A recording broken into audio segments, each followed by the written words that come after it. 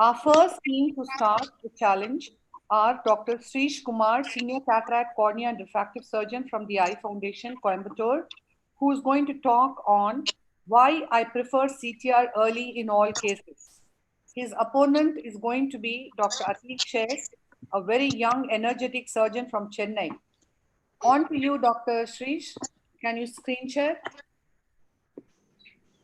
Dr. Amit, you should stop sharing your screen. Oh, sorry.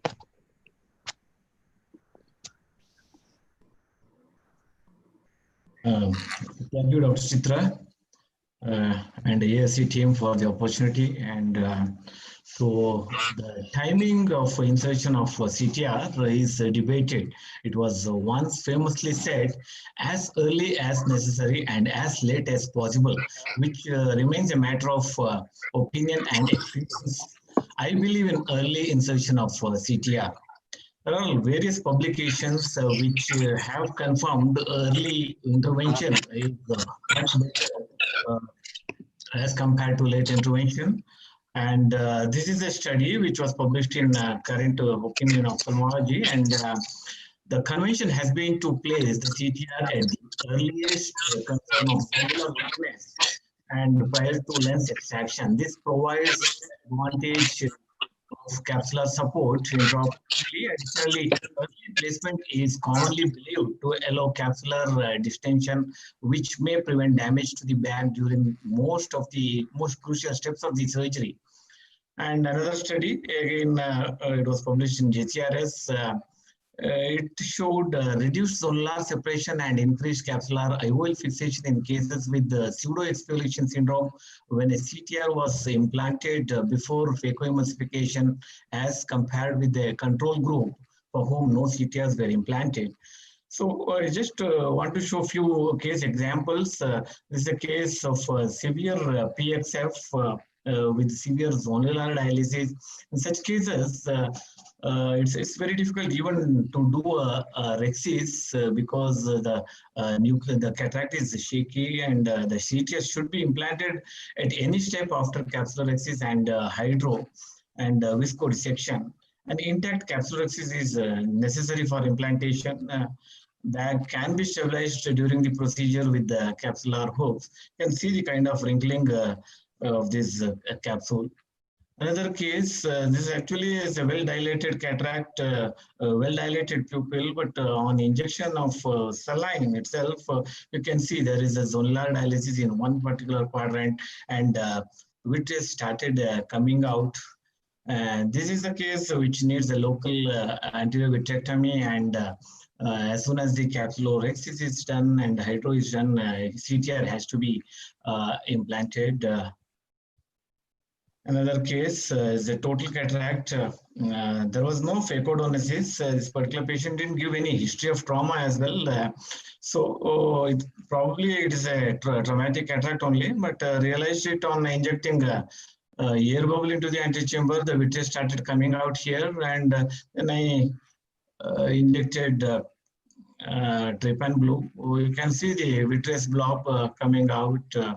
This again shows there is a dehiscence, zonular dehiscence, and so with the local anterior vitrectomy, we should go ahead and do a limited vitrectomy here, either with the help of a capsular hook. We should stabilize the bag and then proceed with the capsulorhexis and phacoemulsification. But my friend went ahead with the phacoemulsification. He wanted to inject CTR later during the course of the procedure.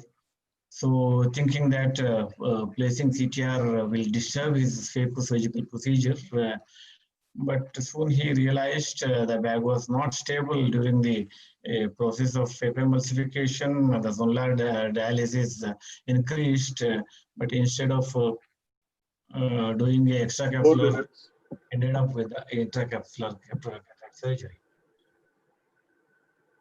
Another case is a very small pupil. It's a undilating pupil. It's a non-dilating pupil. It's a Marfan's case with the severe subluxation, and after the capsular hooks placed to increase the size of the pupil.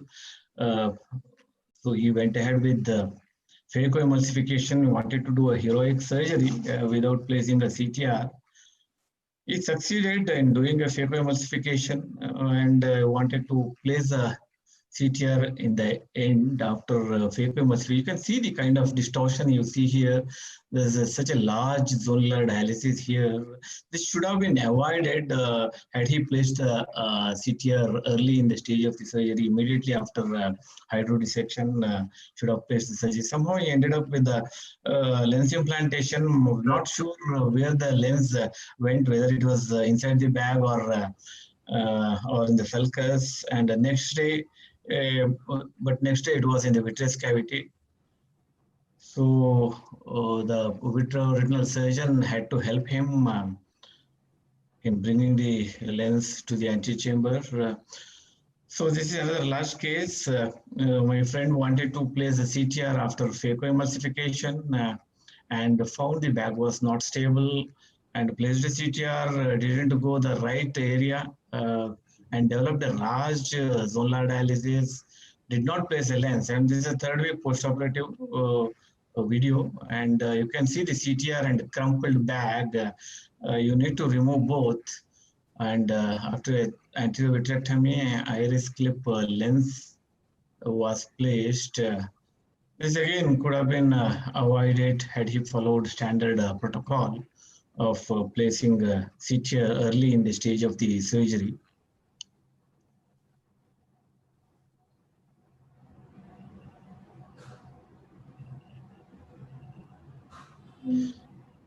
So, true prevention is not waiting for bad things to happen. It is preventing things from happening in the first place.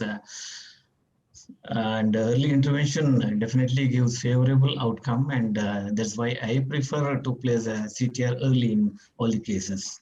Thank you very much. Thanks, Srish. That was a good talk.